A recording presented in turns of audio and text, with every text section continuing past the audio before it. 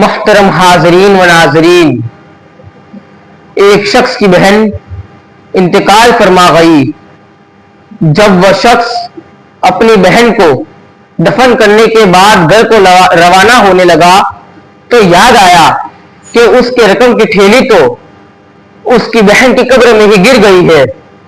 چنانچہ وہ قبر پر پہنچا اور اپنی بہن کی قبر کھودنے لگا۔ اس نے دیکھا کہ اس کی بہن کی قبر میں آگ کے شعلے بھڑک رہے ہیں۔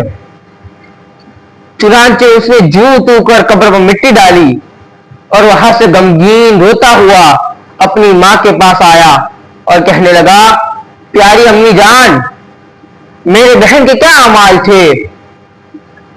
ماں بولی، کیوں پوچھتے ہو بیٹا؟ عرض کی کہ میں نے اپنی بہن کی قبر میں آگ کے شعلے بھڑکتے دیکھے ہیں۔ یہ سن کر ماں زارو قطار رونے لگی اور کہا کہ افسوس تیری بہن نماز میں سستی کیا کرتی تھی، یعنی نماز کا وقت گزار کر انہیں پڑھا کرتی تھی، نماز قضا کر دیا کرتی تھی۔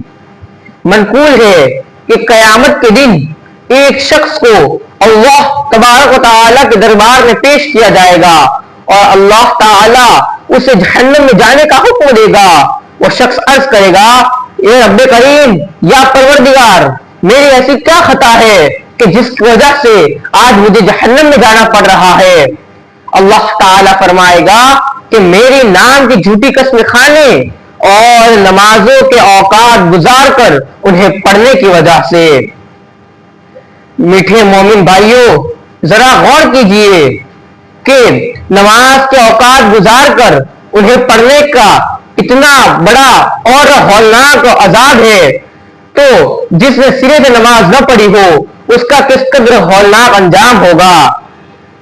یاد رکھیے، جو جان بوجھ کر نماز قضا کرتا ہے وہ ویل کا حقدار ہے۔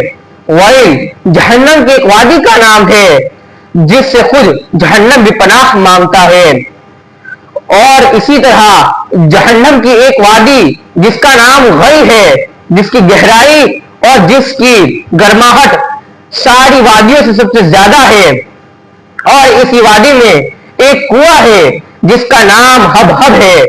جب یہ کنواں جہنم کی آگ بجھنے پر آتی ہے تو اللہ تبارک و تعالی اس کنویں کو کھول دیتا ہے اور جہنم بدستور بھڑکنے لگتی ہے۔ یہ ہولناک کنواں کسی اور کے نہیں، بے نمازیوں، زانیوں، شرابیوں اور ماں باپ کو ایذا دینے والوں کے لیے ہے۔